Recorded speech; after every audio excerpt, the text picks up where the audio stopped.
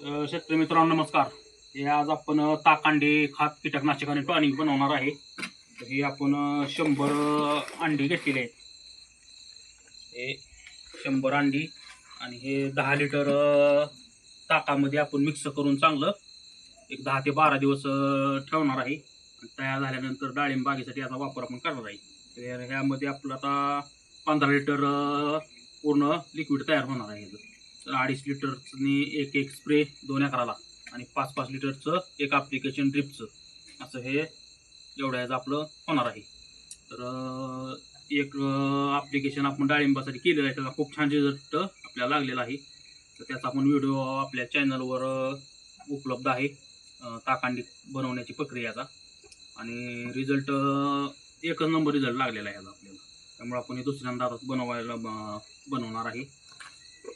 Like subscribe करा. धन्यवाद.